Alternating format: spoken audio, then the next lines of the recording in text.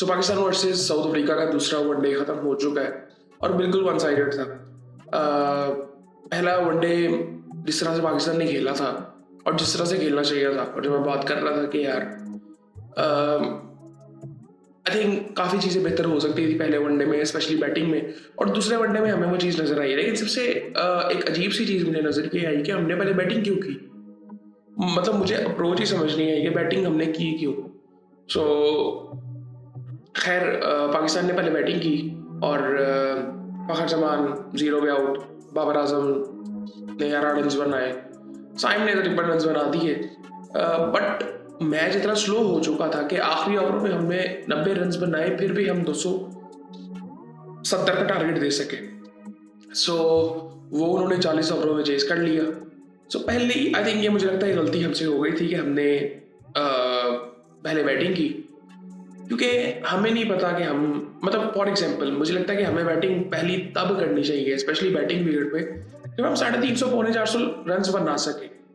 ये batting wicket है। और ये पिछले आई थिंक प्रेस कॉन्फ्रेंस में पिछले मैच की रिजवान ने कहा था कि पहली इनिंग में बैटिंग आसान होती है।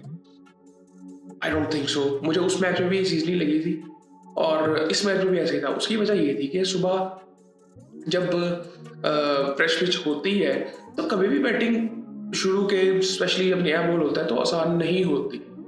और दूसरी इनिंग में बॉल क्या कहते हैं, थोड़ा सा मौसम चेंज होता है, आजकल अब सर्दियाँ शुरू हो रही हैं तो ऑस का भी होता है, सारा कुछ ये चीज़ें होती हैं, तो बॉल गीला भी होता है, तो बैटिंग दूसरी इनिंग में आसान होती है। वो पहले मैच में हमें नज़र आया था और यहाँ पे भी बिल्कुल साफ नज़र आया। जिस तरह से उन्होंने शॉट्स मारी, आई थिंक ये बिल्कुल वन साइडेड था, कोई थ्रेट, कोई बॉलर नहीं लग रहा था। शुरू में थोड़ा सा एक spell I think Wasim junior का थोड़ा सा ऐसे था।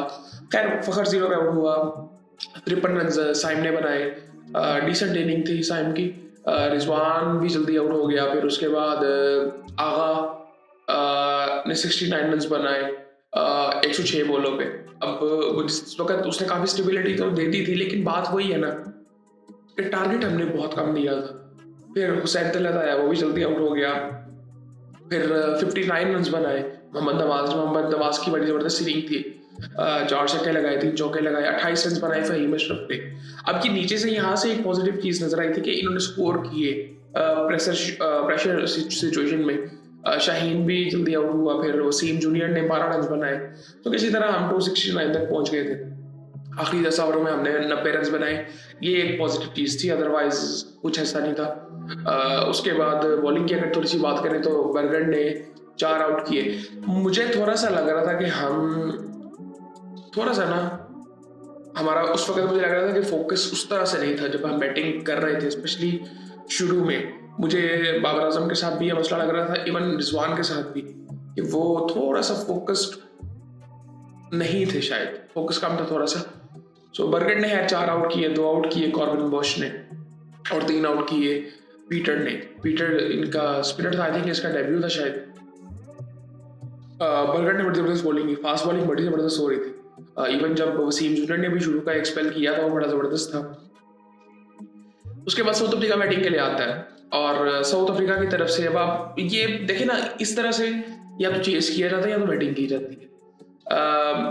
प्रिटोरियस ने 46 रन बनाए और ये जिस तरह से बैटिंग कर रहा था, जितनी इजी शॉट्स इसने शुरू में मारे, बड़ा ज़बरदस्त लग रहा था। और डिकॉक ने 123 रन बनाए, नॉट आउट रहा, 7 छक्के लगाए और 8 चौके लगाए।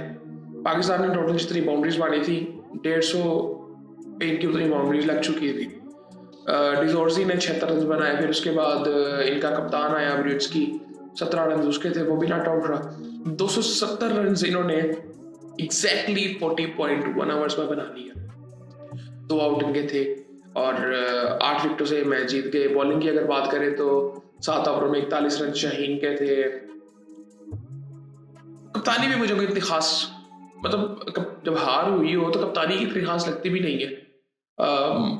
शायद नवाज थोड़ा सा लेट आया बीच में, बहुत सी चीज़ें थी। खैर अब वो बहुत सी चीज़ें गलत लगती हैं जब हार हो तो, लेकिन आई थिंक मुझे लगता है कि सबसे जो इम्पोर्टेंट चीज़ थी वो बैटिंग जो हमने पहले कर ली, वो नहीं करनी चाहिए थी। क्योंकि मुझे लगता है जब हम बैटिंग पहले करते हैं ना, तो हम बिल्कुल ना, हमें पता ही नहीं होता हमें करना क्या है, कितना टारगेट होना चाहिए, ये चीज़ हम कभी भी अंदाज़ा नहीं लगा सकते। वसीम जूनियर ने 1 आउट किया 8 ओवरों में 48 रन दे के, और 1 आउट किया जी फहीम अशरफ ने। So that's it. उसके अलावा किसी ने कुछ किया ही नहीं है।